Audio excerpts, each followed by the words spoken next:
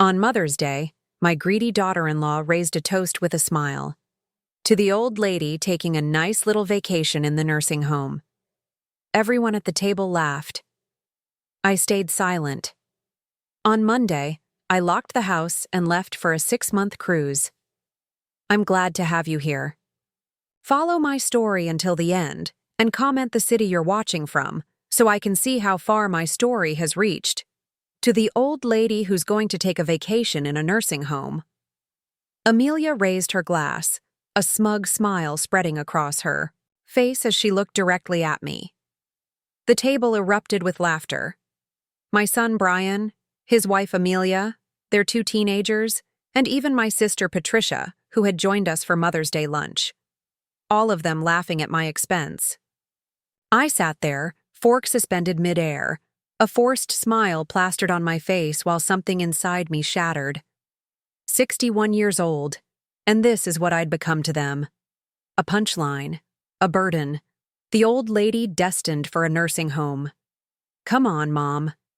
It's just a joke, Brian said, noticing my momentary stillness. He patted my hand with casual dismissal, the way you might comfort a child who didn't get the punchline. I nodded, took a sip of water, and changed the subject. The roast turned. Out well, didn't it? But inside, I was drowning. Each breath felt like swallowing glass. I'd spent 3 days preparing this meal, cleaning my modest house until it sparkled, cooking Brian's favorite dishes, even using the good china I only brought out for special occasions. All for this?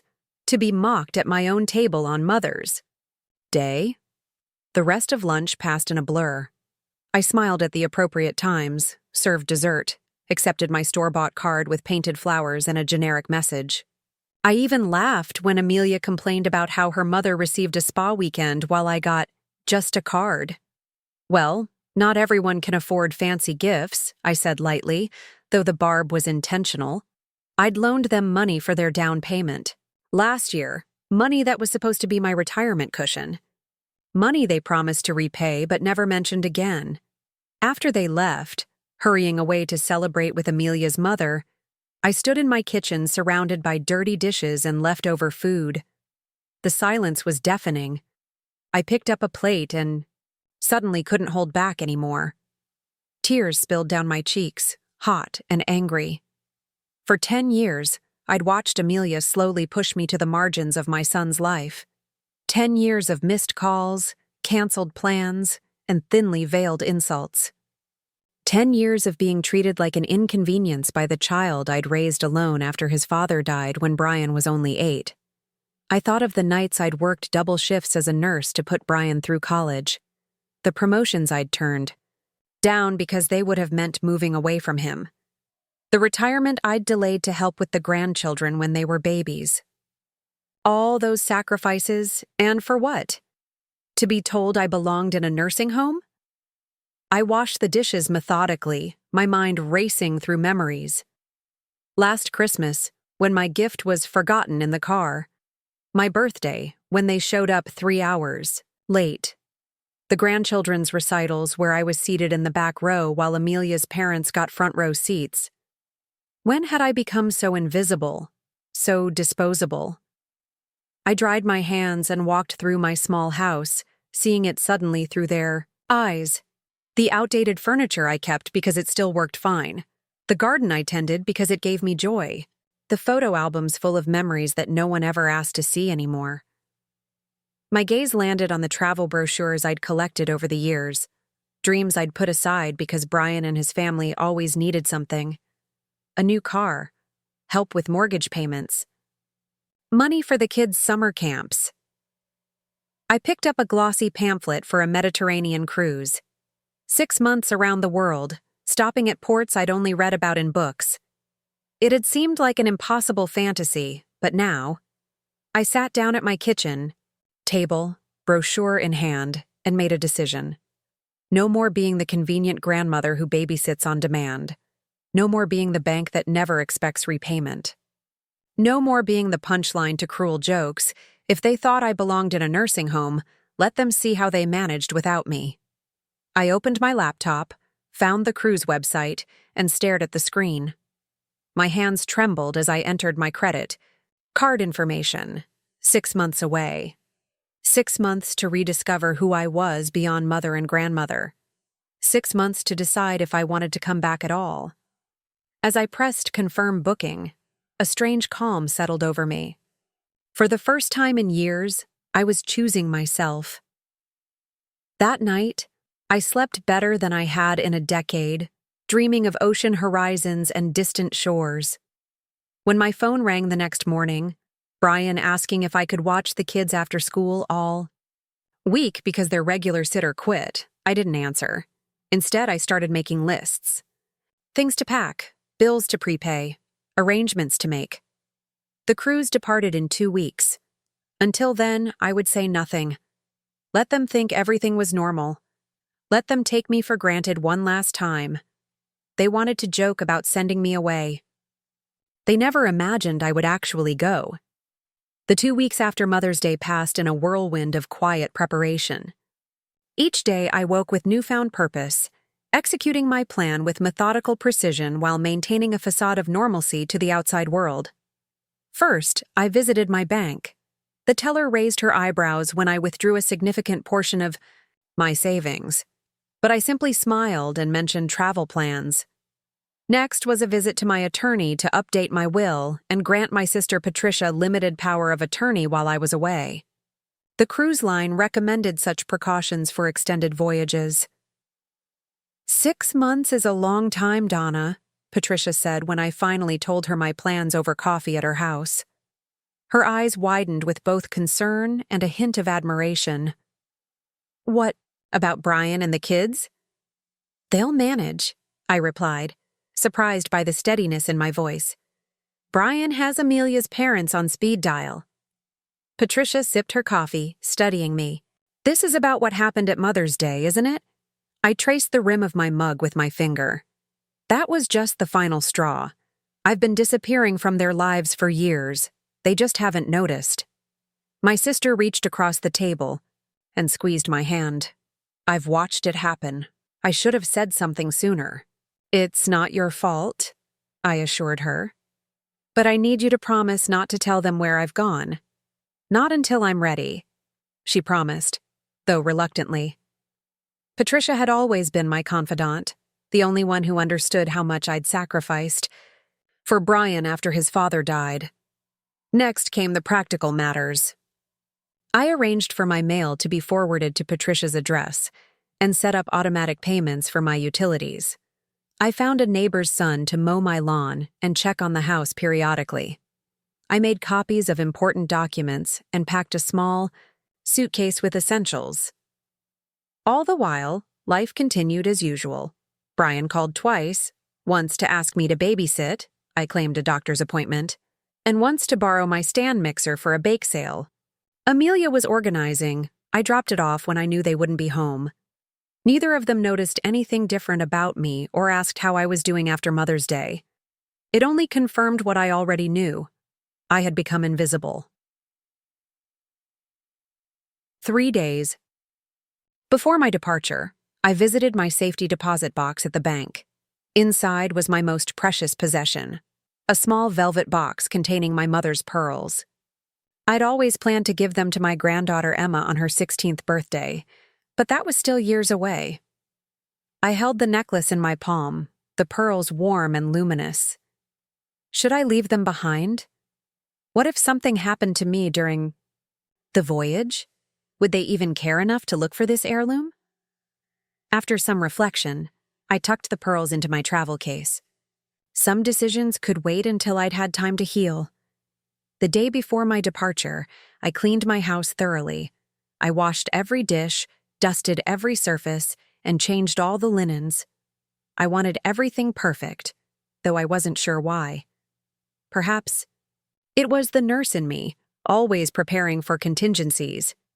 Perhaps it was the mother, still trying to prove her worth. That evening, I sat in my garden watching the sunset, breathing in the scent of the roses I'd tended for 20 years. Would they still be alive when I returned? Would anyone notice if they withered? I didn't sleep that night. Instead, I walked through each room of my house. touching familiar objects, saying a silent goodbye. The quilt my grandmother made, the rocking chair where I'd nursed Brian through countless illnesses, the wall of family photos that charted his growth from toddler to man. So many memories contained within these walls, so much love given, so little returned. Morning came with startling brightness. I showered, dressed, and ate a light breakfast. My taxi to the airport was scheduled for 10 a.m. I had one last task to complete. I wrote a brief note and left it on. The refrigerator, secured with a magnet shaped like a lighthouse that Brian had given me years ago from some forgotten vacation. I've decided to travel for a while. The house is yours to check on. Don't worry about me. I'll be in touch when I'm ready. Mom, no mention of where I was going. No apologies. No expected return date. At exactly 9:58 a.m., I locked my front door and rolled my suitcase to the curb, where the taxi was already waiting. As we pulled away, I didn't look back at the house that had been my home for 35 years.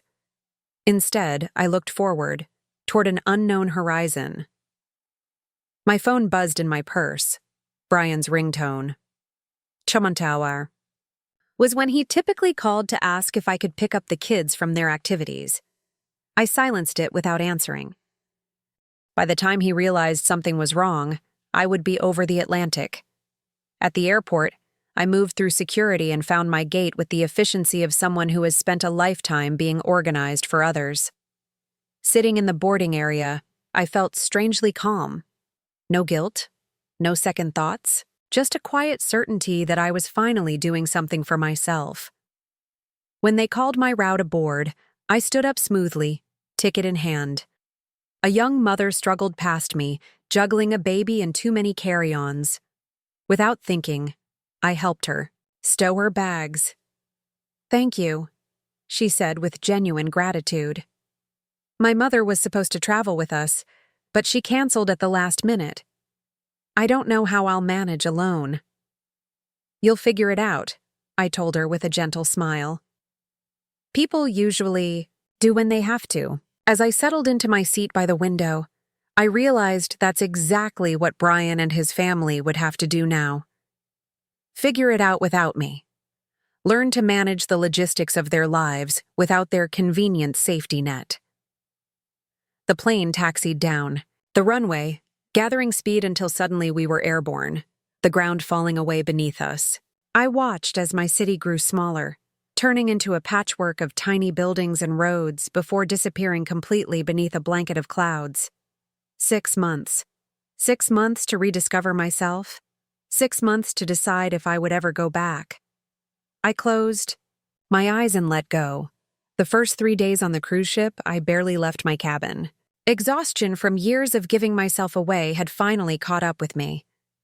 I slept deeply, waking only to eat the room service I ordered and to stand on my small private balcony, watching the endless blue horizon where ocean met sky. On the 4th. Morning. Guilt arrived like an unwelcome visitor. What kind of mother abandons her family without warning? What kind of grandmother disappears without saying goodbye? I picked up my phone several times, my finger hovering over Brian's number. But then I remembered Amelia's smirk as she raised that glass. To the old lady who's going to take a vacation in a nursing home. The way everyone laughed. The way my son, my only child whom I'd raised alone after his father died, had joined in. I put the phone down each time. On day 5, a gentle knock interrupted my self-imposed isolation. "Housekeeping," a voice called cheerfully. When I opened the door, I found not only the housekeeper, but also a short, silver-haired woman with bright blue eyes and a determined expression. "You've missed 5 activities you signed up for," she announced without preamble, consulting a folded paper in her hand. "The watercolor class, 2 shore excursions, the book club, and the ballroom dancing lesson." I blinked, taken aback. "I'm sorry, there must be some mistake. I didn't sign up for any activities." The woman raised an eyebrow. "Well, someone using cabin 8217 did, and since that's you." She extended her hand. I'm Ruth Abernathy, retired art teacher and your apparent activity partner. I hesitantly shook her hand. Donna Mitchell, and I really didn't sign up for anything. Ruth laughed. The cruise director must have mixed up the cabin numbers, but since we're here now, would you like to join today's watercolor class? It starts in 30 minutes on the Lido deck. My instinct was to decline politely, to retreat back into my cocoon of solitude and self-pity. But something in Ruth's kind eyes and no-nonsense demeanor reminded me why I'd come on this journey in the first place. Not to hide away, but to rediscover myself. I haven't painted since high school, I admitted. Ruth smiled. Perfect. No bad habits to unlearn. 90 minutes later, I was sitting before an easel on the open deck, attempting to capture the dazzling play of sunlight on waves. My painting looked nothing like the ocean, more like someone had dropped a blue and white kaleidoscope. But I didn't care. For the first time in years, I was creating something just for myself. You have an interesting sense of color, Ruth commented, studying my work. Unconventional, but powerful. I laughed. That's a polite way of saying it's terrible. Not terrible, she corrected firmly. Emotional. You paint what you feel, not just what you see. That's rare. After class, Ruth insisted I join her for lunch, and I found myself sharing a table with her and 4 other passengers, all women traveling alone, all over 60, all with stories of their own. There was Margaret, a widow discovering solo travel after 47 years of marriage. Helen, celebrating her retirement from a legal career. Sophia, on a journey of healing after breast cancer. And Elizabeth, fulfilling a lifelong dream after raising 5 children alone. What about you, Donna? Elizabeth asked as we enjoyed dessert. What brings you on a 6-month voyage? The question caught me off guard. What should I tell these strangers? That I was running away? That my family had wounded me so deeply I couldn't bear to be near them? I'm trying to remember who I am, I said finally, surprising myself with the honesty. When you spend decades being someone's mother, someone's grandmother, sometimes you forget there was a you before all that. 5 pairs of eyes met mine with perfect understanding. No judgment, no platitudes, just recognition of a shared truth. Well, then, Ruth said, raising her glass, to remembering ourselves. We clinked glasses, and something tight in my chest began to loosen. The days that followed took on a rhythm. Mornings were for painting with Ruth, who praised my emotional landscapes with genuine enthusiasm. Afternoons were for exploration, both of the ship and of the ports we visited. Evenings were for dining with my new friends, sharing stories and laughter. In Naples, Ruth and I wandered through narrow streets lined with history, sampling gelato and practicing our terrible Italian. In Barcelona, I bought colorful scarves for all of us and learned to dance flamenco, my body remembering how to move with joy. In Marseille, I sat at a cafe for 3 hours, sketching passing faces and writing in the journal I'd started keeping. You're different today, Ruth observed as we sailed away from Greece toward our next destination. There's color in your cheeks, light in your eyes. I smiled, realizing she was right. The constant knot of tension I'd carried between my shoulders for years had begun to unravel. The heaviness in my chest when I thought of Brian and his family had lightened somewhat. But at night, alone in my cabin, I still checked my phone. Dozens of missed calls from Brian. Increasingly frantic text messages. Mom, where are you? This isn't funny. Call me. The kids are asking about you. Mom, please, we're worried. Are you punishing me for something? I read each message but didn't respond. Not yet. I wasn't ready to let reality intrude on the new self I was discovering. A self who painted with bold colors, who made friends easily, who laughed without restraint, a self who was healing.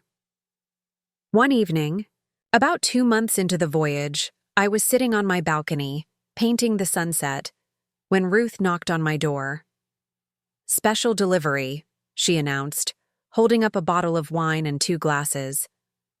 I thought we should celebrate. What are we celebrating?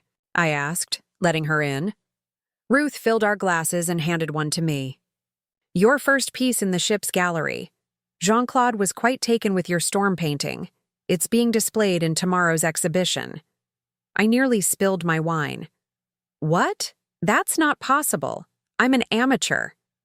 An amateur with raw talent, Ruth corrected, and more importantly, with something to say. She clinked her glass against mine. To new beginnings, Donna. As we sipped our wine and watched darkness settle over the ocean, I realized something profound. For the first time in decades, I wasn't defined by my relationship to others. I wasn't Brian's mother or Emma and Jason's grandmother. I was just Donna. And that was enough. Brian Mitchell stared at his mother's empty house, the silence inside unsettling him more than he cared to admit. 3 months had passed since she'd disappeared, leaving nothing but a vague note on the refrigerator. 3 months of unanswered calls, ignored texts, and growing unease. Any sign of her? Amelia asked from the car, not bothering to get out. Her impatience was evident in the drumming of her fingers against the steering wheel. No, Brian replied, locking the door behind him. The garden was overgrown now, the rose bushes his mother had tended so carefully beginning to wilt from neglect. The neighbor boy she'd apparently hired to mow the lawn wasn't much interested in the flowers. I told you we should just call the police, Amelia said, as he slid into the passenger seat. Brian shook his head. And tell them what? That my 61-year-old mother left a note saying she's traveling and doesn't want to be contacted? They'd laugh us out of the station. Well, this is getting ridiculous. She's clearly doing this for attention. Brian felt a flash of irritation. Or maybe she's genuinely taking a trip. Mom never traveled when I was growing up. She always said someday she would. Right after your father died? With a child to raise? That would have been irresponsible. Amelia's tone was dismissive. I meant later, when I was in college. Brian stared out the window as they drove away from his childhood home. She got offered a position at that hospital in Phoenix. Better pay, better hours. But she turned it down to stay close to me. And you think she's been harboring resentment? About that for 20 years? Amelia rolled her eyes. That's unhealthy. Brian didn't respond. The truth was, he had no idea what his mother might have been feeling all these years. When was the last time he'd really asked her about her life, her dreams, her disappointments? When was the last time he'd seen her as Donna, the woman? Rather than just Mom, the perpetual support system? At home, the chaos that had become their new normal greeted them. Dirty dishes filled the sink. Laundry sat in unfolded piles on the living room couch. Their teenagers, Emma and Jason, were sprawled in front of the TV, surrounded by snack wrappers and empty soda cans. Did you find Grandma? Emma asked, looking up from her phone. No, honey.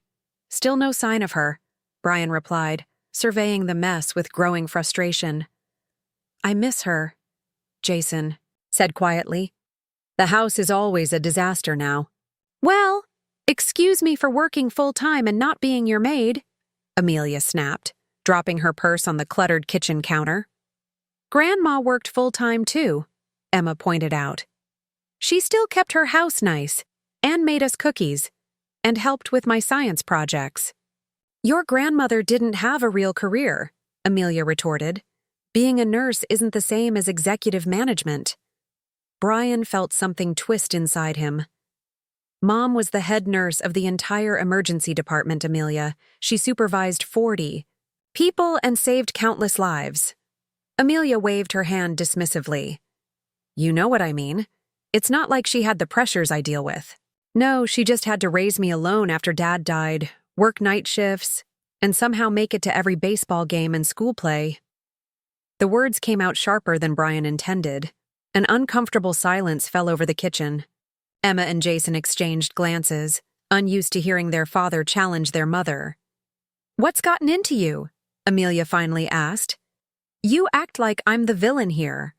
I'm not the one who abandoned this family without a word. Brian ran a hand through his hair. Mom didn't abandon us. She left a note. She's an adult who decided to take a trip. Without saying goodbye? Without telling anyone where she was going? That's not normal behavior, Brian. He couldn't argue with that. It wasn't like his mother to be so cryptic, so independent. Had something been building that he'd failed to notice? His mind drifted back to Mother's Day, the last time they'd all been together. The memory of Amelia's toast suddenly hit him with new clarity. To the old lady who's going to take a vacation in a nursing home. Everyone had laughed, including him. But had his mother? He tried to recall her expression, the look in her eyes. Had she smiled genuinely, or had that tight-lipped expression been masking hurt? I need to call Aunt Patricia again, he said suddenly.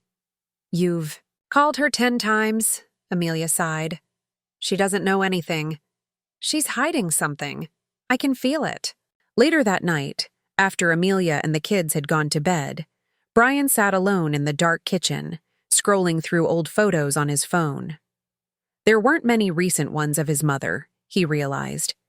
She was always the one taking the pictures, not in them. He found one from last Christmas, his mother standing slightly apart from the family, holding a present they'd given her. What was it again? He couldn't remember, but the smile on her face didn't reach her eyes. On impulse, he called. His aunt again, not caring about the late hour. Brian? Patricia answered, her voice alert despite the time.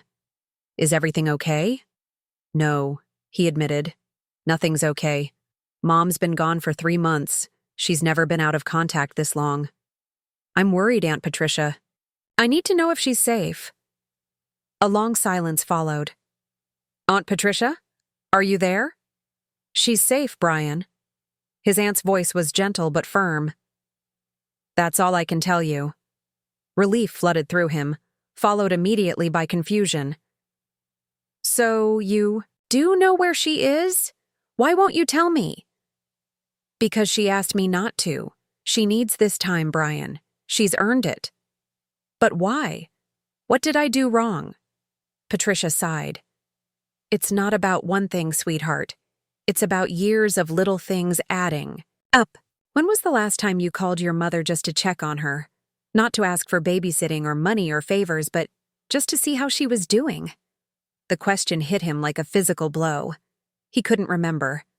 I know Amelia's been difficult for your mother to deal with, Patricia continued carefully.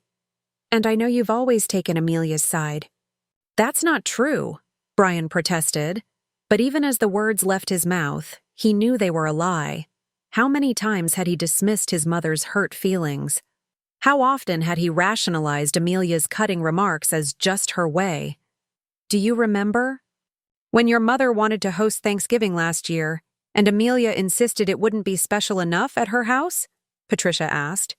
Or when she suggested your mother dye her hair because the gray was aging her terribly? Or when she reorganized your mother's kitchen during that week you stayed there when your house was being painted? Each example landed like a stone in Brian's stomach. He remembered them all. And worse, he remembered staying silent, letting these small cruelties pass unchallenged. Oh, God, he whispered. I've been a terrible son. Not terrible, Patricia corrected gently. Just blind. And now your mother is finally doing something for herself, probably for the first time since your father died. She deserves this chance, Brian. Let her have it. After hanging up, Brian sat motionless in the dark kitchen. The house around him, chaotic, disorganized, tense, was a testament to all his mother had quietly managed for years. The meals she'd cooked, the laundry she'd done, the childcare she'd provided, the money she'd lent without expectation of repayment. All while being treated as an afterthought, a burden, a joke. For the first time in his adult life, Brian Mitchell began to see his mother clearly, not as the eternal support system he'd taken for granted, but as a woman who had sacrificed her own dreams and needs for decades, only to be rewarded with disrespect and ingratitude. And now she was gone, reclaiming her life somewhere far away. Without him. The realization broke something open inside him. Silent tears slid down his face as he finally understood what he had lost, not just his mother's presence, but her trust, her belief that he valued her. "I'm sorry, Mom," he whispered to the empty room. "I'm so sorry." The Mediterranean sunset painted the sky in brilliant oranges and pinks as I stood on the ship's deck, my hands steady on the railing. 5 months had passed since I'd left home, 5 months of self-discovery and healing. My skin had darkened from days spent under foreign suns, and my hair, which I'd let grow, now fell in soft waves past my shoulders, the silver strands catching the fading light. "There you are," Ruth said, appearing beside me. "I've been looking everywhere. They've sold another one of your paintings." I turned to her in surprise. "Which one?" "The stormy seascape with that tiny boat in the distance." She handed me an envelope. "The gentleman paid quite handsomely for it. Said it reminded him of his own journey through grief." I opened the envelope, stunned by the amount written on the check inside. 3 of my paintings had sold in the ship's gallery over the past months, but none for a sum this substantial. "This is too much," I murmured. Ruth shook her head firmly. "No, it's exactly right. Your work speaks to people, Donna. It's raw and honest in a way professional artists spend years trying to achieve." I slipped the check into my pocket, still not fully believing this new reality where strangers valued my art, where I was known not as someone's mother or grandmother, but as a painter with something meaningful to say. "Have you thought about what's next?" Ruth asked gently. "We dock in New York in 3 weeks." The question hung between us, heavy with implication. For 5 months, I'd existed in this floating sanctuary, postponing decisions about my future. Now, as our journey neared its end, I could no longer avoid the question. "I've been thinking about Santa Fe," I admitted. "Remember that gallery owner we met in Barcelona? The one who said the light in New Mexico would suit my painting style?" Ruth nodded, her eyes bright with approval. She gave me her card. Said if I ever wanted to visit, she could arrange a small exhibition of my work. I took a deep breath. I called her yesterday. And she still wants to see my portfolio. She knows a place I could rent, a small adobe house with good northern light for a studio. Ruth clasped her hands together. "Donna, that's wonderful. Have you told your family?" The mention of my family sent a familiar pang through my chest, though duller now than before. "Not yet. I'm not sure I'm ready for that conversation."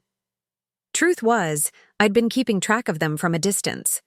Patricia sent me weekly updates, reluctantly at first, then with increasing detail as she saw how I was changing. Brian had called her nearly every day in the beginning, frantic to know where I was. Then, as weeks turned to months, the tenor of his calls had shifted from panicked to reflective. He'd started asking questions about my life, about the years after his father died, about the choices I'd made. Patricia told me he'd started therapy. The most recent development had surprised even her. Brian had moved out of the house, taking the children with him. Amelia's behavior, Patricia reported, had become increasingly erratic and controlling. After discovering she'd been secretly spending their savings on luxury items, Brian had finally reached his breaking point. "There's something different about him," Patricia had told me during our last call. "It's like he's finally seeing clearly for the first time. He asks about you every time we talk, not demanding information, just wanting to know if you're happy, if you're safe." Part of me ached to reach out to him, to tell him about my journey, the friends I'd made, the art I'd created. But another part, the newly empowered woman who had emerged during these months at sea, knew I wasn't quite ready. I needed to be firmly rooted in my new identity before I could face the old relationships that had nearly erased me. "I'll tell them when I'm settled," I told Ruth, turning back to the sunset. When I have something solid to share. Later that evening, as we dined with our small group of friends, now inseparable after months of shared adventures, Elizabeth raised her glass in a toast. To Donna, our resident artist, about to embark on yet another brave new chapter. As glasses clinked around the table, I felt a swell of gratitude for these women who had helped me rediscover my voice. Margaret with her wry humor, Helen with her practical wisdom, Sophia with her boundless optimism, Elizabeth with her maternal warmth, and Ruth, dear Ruth, with her unwavering belief in my talent. I couldn't have done this without all of you, I said, my voice thick with emotion. Nonsense, Ruth replied firmly. You had it in you all along. We just held up a mirror. That night in my cabin, I opened my laptop and, for the first time in 5 months, composed an email to my son. Dear Brian, I'm well and safe. I've been on a journey, both literally and figuratively, discovering parts of myself I'd forgotten existed. In 3 weeks, our ship returns to New York. From there, I'll be heading to Santa Fe to pursue an opportunity that has presented itself. I'm not ready to come home yet. Maybe I never will be, at least not to the home and life I left behind. But I am ready to start rebuilding our relationship, if that's something you want too. We have much to talk about, but not through emails or phone calls. When I'm settled in Santa Fe, perhaps you could visit. Just you at first. I hope you and the children are well. Love, Mom. I stared at the screen for a long time before pressing send. Then I closed my laptop and walked to the small easel set up by my balcony door, where a half-finished painting waited. A desert landscape inspired by photographs of Santa Fe, rendered in bold strokes of ochre, turquoise, and burnt sienna. My new beginning, taking shape before my eyes. Meanwhile, across the country, Brian sat alone in his new apartment, surrounded by moving boxes. The children were asleep in their shared bedroom, a temporary arrangement until he could find a more suitable place. The past month had been a whirlwind of painful realizations, difficult conversations, and finally, decisive action. The separation from Amelia had been ugly, but necessary.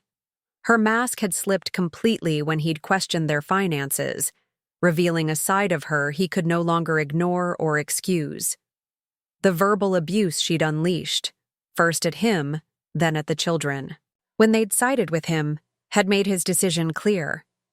Emma and Jason had been surprisingly resilient.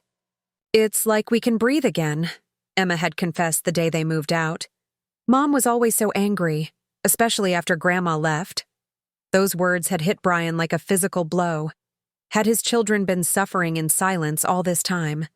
Had he been as blind to their pain as he'd been to his mother's? He glanced at his phone as it chimed with a new email notification. Seeing the sender's name, his heart nearly stopped. Mom. With trembling hands, he opened the message and read it twice, 3 times. She was safe. She was well. She wasn't coming back, at least not to her old life, but she was willing to see him. Tears blurred his vision as relief and hope flooded through him. It wasn't forgiveness, not yet, but it was a chance he hadn't been sure he deserved. He composed his reply carefully, pouring his heart into each word. Dear Mom, you can't. Imagine how good it is to hear from you. These months without you have taught me more than I can express in an email. I've been forced to see how poorly I treated you, how I allowed Amelia to disrespect you, how I took for granted all you've done for us. There have been big changes here. Amelia and I have separated. The kids and I moved out last month. It's been hard but necessary. I would love to visit you in Santa Fe. Just tell me when. I have so much to say to you, so much to apologize for. But mostly, I want to get to know you. Not just as my mother, but as Donna, the woman I realize I never truly saw before. We all miss you terribly, but I understand why you needed to go. I hope someday you can forgive me for being so blind, for so long. All my love. Brian. He pressed send, then walked to the window, gazing out at the night sky and wondering if his mother was looking at the same stars, somewhere on a ship in distant waters. For the first time in months, he felt something like peace.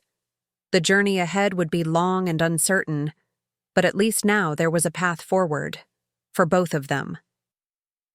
The autumn light in Santa Fe was exactly as the gallery owner had described. Crystalline and golden, casting everything it touched in a warm, ethereal glow. My small adobe house sat on the edge of town, its terracotta walls blending seamlessly with the desert landscape.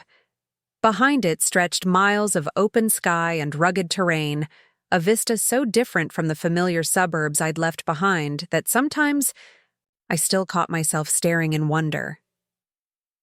3 months had passed since I'd stepped off the cruise ship, said tearful goodbyes to Ruth and the others, and boarded a plane to New Mexico. 3 months of setting up my new home, converting the sunroom into a painting studio, and preparing for my first small exhibition at Mariana's gallery. Today was the day. In just a few hours, 12 of my paintings would be displayed for public viewing. And tomorrow, Brian would arrive for his first visit. My hands trembled slightly as I fastened the turquoise necklace I'd bought at a local artisan market around my neck. The woman in the mirror looked nothing like the Donna who had slipped away from her life 6 months ago. This woman stood straighter, her eyes clearer, her smile more genuine. The silver in her hair caught the light, no longer something to be hidden, but a crown to be worn with pride. "You can do this," I told my reflection, adjusting the flowing linen tunic I'd chosen for the evening. The drive to the gallery took me through the historic plaza, now decorated for fall with golden lights and vibrant mums. Tourists and locals mingled on the sidewalks, ducking in and out of shops selling handcrafted jewelry, pottery, and textiles. This place had embraced me, a stranger, with an openness I'd found both surprising and healing. Mariana met me at the Yai gallery door, elegant in black with her silver hair swept into a chic knot. "Donna, right on time. Come see how we've arranged everything." She led me through the main gallery space to a smaller room at the back. "I call this the Discovery Room," she explained. "It's where I showcase emerging artists I believe in." We turned the corner. I gasped. My paintings lined the walls, beautifully lit and professionally framed. Each one a piece of my soul I'd poured onto canvas during my months at sea and my first weeks in Santa Fe. They look. I couldn't find the words. "Important," Mariana finished for me. "Because they are. Your work has something many trained artists lack: authenticity, raw emotion, truth." Tears pricked my eyes. "Thank you for taking a chance on me." She squeezed my hand. "Thank you for taking a chance on yourself."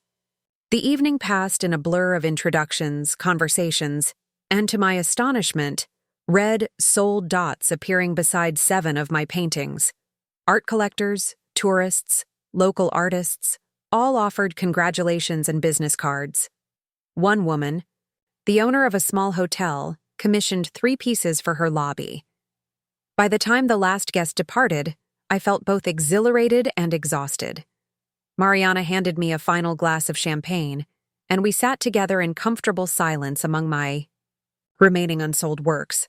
"I'd say that was a successful debut," she said finally, raising her glass. "To many more."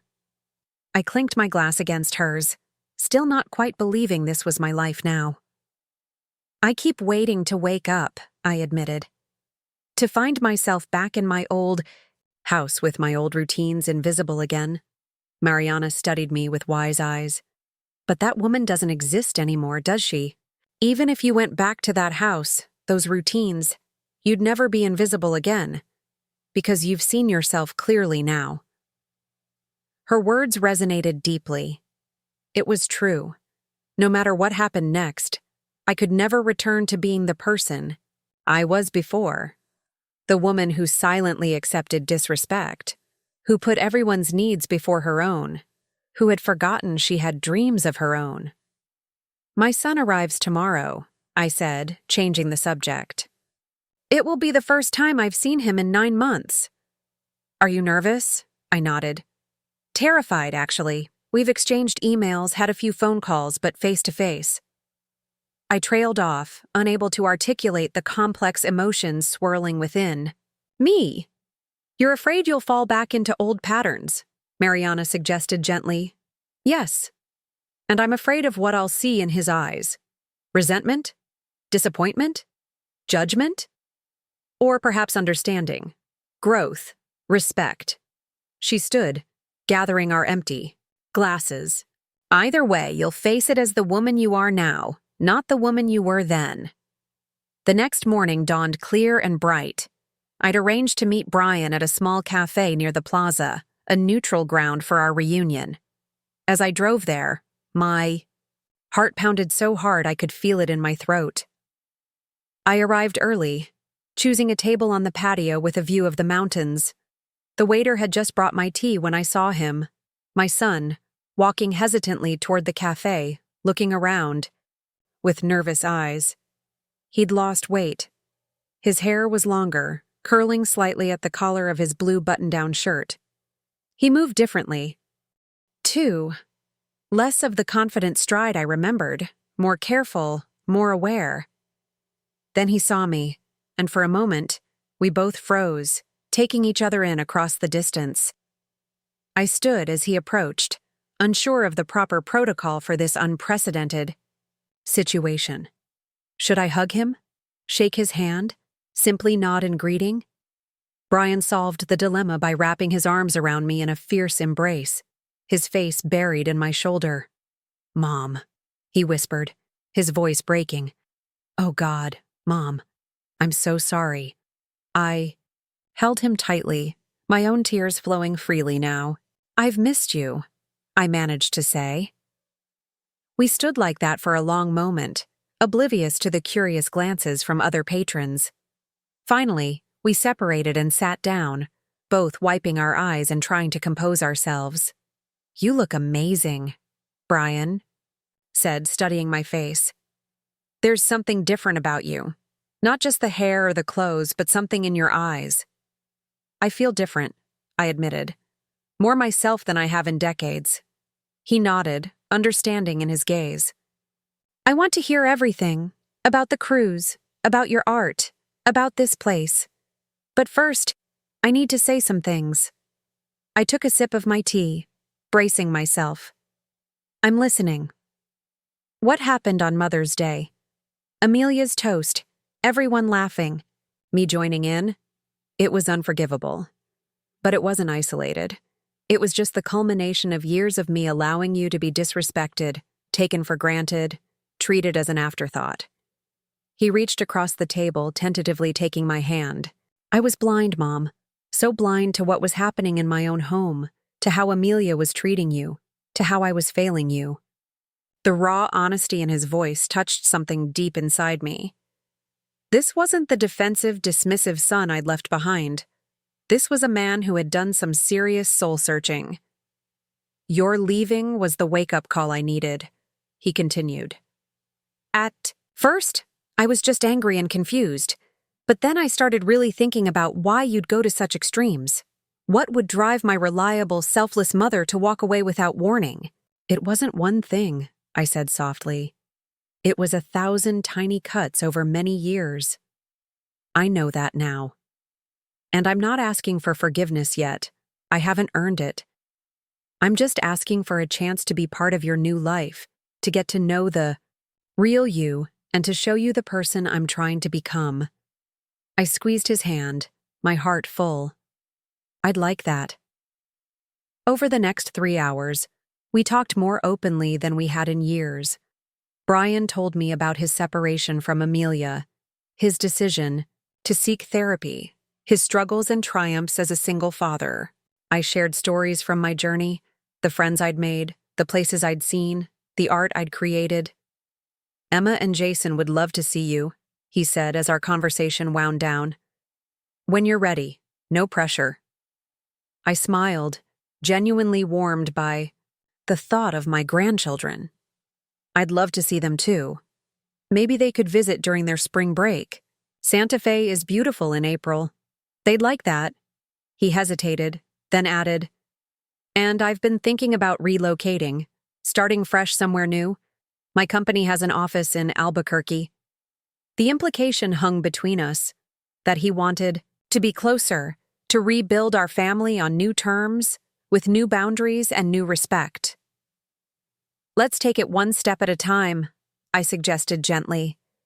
"We're both still healing, still finding our way." He nodded, understanding in his eyes.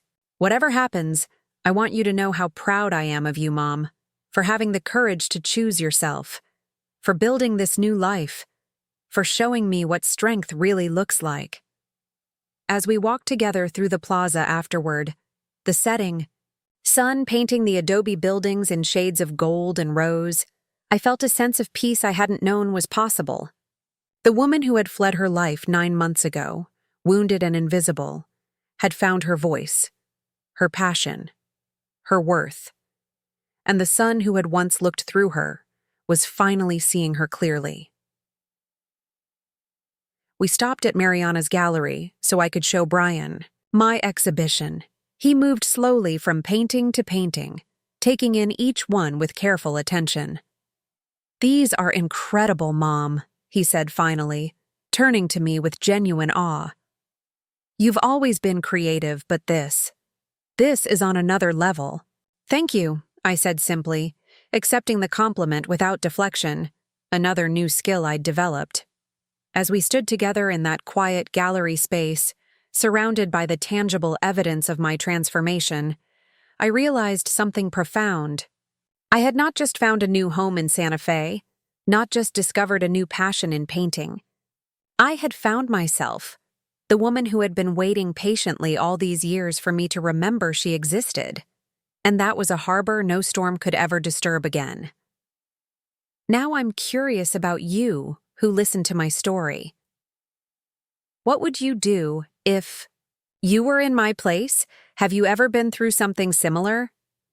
Comment below, and meanwhile, I'm leaving on the final screen 2 other stories that are channel favorites, and they will definitely surprise you. Thank you for watching until here.